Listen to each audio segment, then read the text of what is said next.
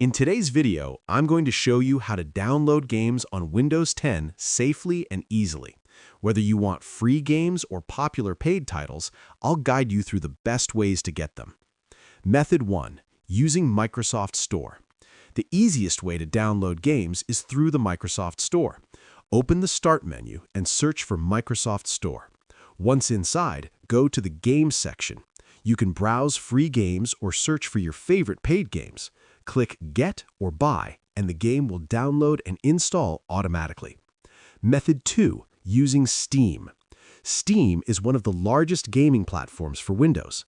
Go to store.steam.paypal.com, download the Steam app and install it. Create or log into your account, then browse the store to find free or paid games.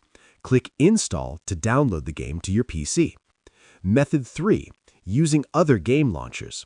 Some games require their own launchers, like Epic Games Store, Origin, or Battle.net.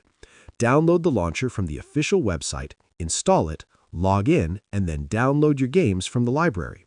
Important tip: always download games from official sources to avoid viruses or malware. Never download cracked or unofficial versions. They're unsafe and illegal. And that's how you download games on Windows 10 safely. Share this video and subscribe for more helpful tutorials.